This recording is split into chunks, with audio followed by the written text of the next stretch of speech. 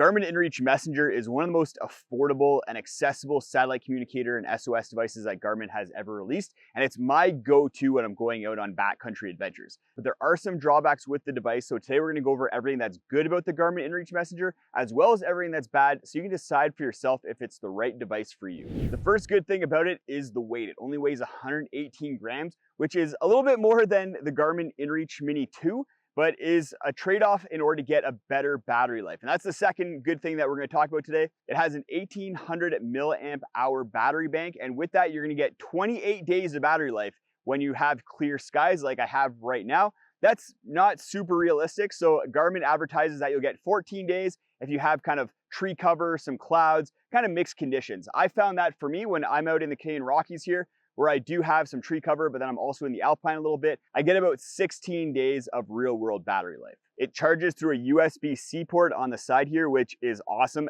Pretty much all of my devices are now USB-C, so I'm not having to carry a bunch of dongles and different cables out in the backcountry.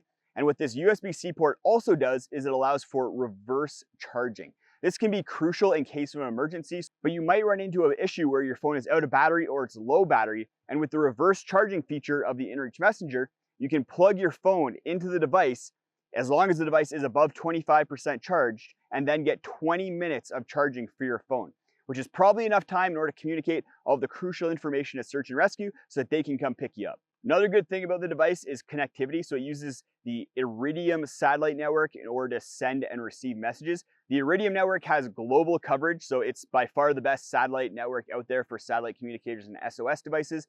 And I found that it's also the best for reliability. Messages consistently get sent and get received very quickly for me with my InReaches. As well, that Iridium network is going to work really well if you do have tree cover, or even if you're in a canyon. I've been in canyons down in Utah where I've been able to get just a little sliver of sight of the sky, and I've been able to send and receive messages just through that little sliver. As I'm recording this in the summer of 2023, all the other satellite networks out there, like the ones that Spot uses, that Apple uses, aren't as robust as the Iridium network and don't work quite as well in my experience. The device also has a robust GPS system, so you can connect up to 4 different satellite constellations, which is gonna increase the accuracy of the device.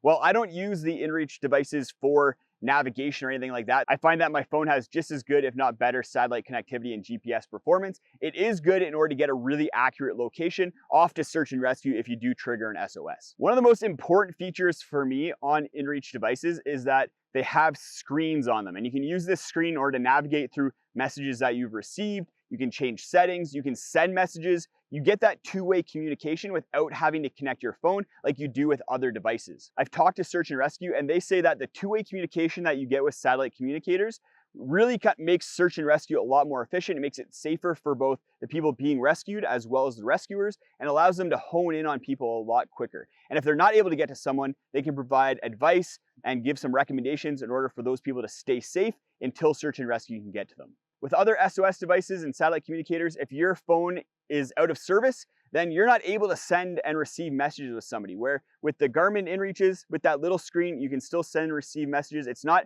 as efficient as with your phone, but you're still able to do it. With that little screen, you can also manage the device in general. You can change settings, you can check weather, you can send preset messages.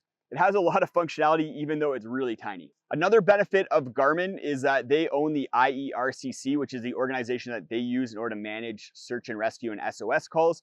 And that organization has been around for a very long time. Their systems are dialed in, and I'm confident that they'll be able to connect you with the right people in the event of you pressing the SOS, and then get those people to you very quickly and with minimal time wasted. There's also a bunch of little features I really like with the Garmin InReach. First of all, you can check the weather on the device. You can get either 1 to 3 day forecast, or you can get a longer forecast if you pay a little bit of extra money for it. Each of those forecast calls does cost you a message, and we'll get into the plans and messaging and everything like that a little bit later. Another feature that I like that Garmin recently reintroduced with the Garmin Messenger app is something that Zoleo has been doing very well for a while, and that's having a very good app that works quite well. So the new Garmin Messenger app, it's very clean, works really well. The other thing that's great about it is that if you're in Wi-Fi or cell coverage, then the Garmin Messenger app will use Wi-Fi first in order to send a message. So you're not using any of the messages that are on your InReach plan. And then if you don't have Wi-Fi, it'll use your cellular network. And then as a last resort, it'll use the satellite network that the Garmin InReach is connected to in order to send messages. So You can send messages even if your Garmin InReach is off through the Messenger app, just using Wi-Fi, which is great because you can keep Messenger threads going even if you're at home or you're in town, or if you're on a 0 day, if you're through hiking, things like that. As kind of a transition into what's bad about the device, I want to talk about plans a little bit here, because you do have to pay a monthly subscription fee in order to use the Garmin InReach services, in order to send and receive messages. But I've surveyed people, and most people out there are using the cheapest plans with their satellite communicators. And with those cheapest plans, Garmin has the least expensive option. And with those options, you get one really key feature, that is having 3 preset messages. So those 3 preset messages are checking in, just randomly checking in, starting the day, and then finishing the day. With those 3, you can cover off most of the messages that you're sending. But if you're sending custom messages, then you're gonna have to start to dip into the messages that are part of your plan. And with the lowest plan, I think you get about 10, maybe 15 messages per month.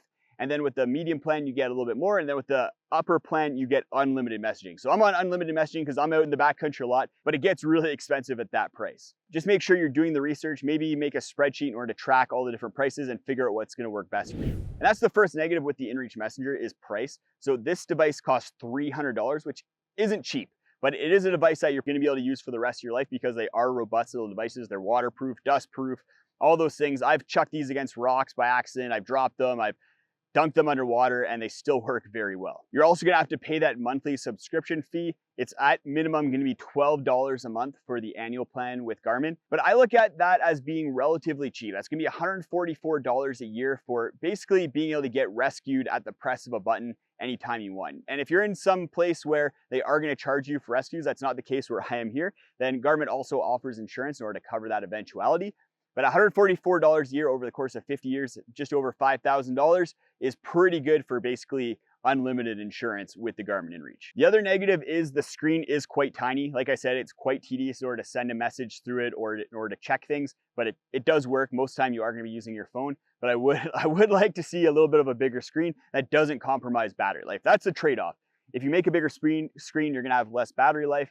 But with the smaller screen, you're going to get less performance. I really like the Garmin InReach Mini 2 because it has a bigger screen that just works a little bit better for navigating, moving around, sending messages, checking things like that. The other negative that is going to affect some people, but probably not a lot out there, is that you don't get a dedicated phone number with the Garmin InReach Messenger like you do with the Zoleo. So in order to start a message chain with somebody, you need to send them a message first, and then you get locked in onto a number. So I've been using the InReach Messenger for a couple years now, and I've had the same number for communication with my wife, Steph, and then another one with my parents. So it doesn't change necessarily. There is the potential for it to change, but it doesn't really. But you don't have that dedicated number that you can just hand out to people and then they can message you without having you initiate it first. But that's never been a problem for me. If I want people to message me, usually I'm messaging them first and then they're able to respond really easily. If you're on the fence between the InReach Messenger and the InReach Mini 2, go check out this video right up here. And then if you're on the fence between the InReach Messenger and the Zoleo, then go check out this video right up here. I do comparison videos so you can figure out for yourself which device is going to be the best for you.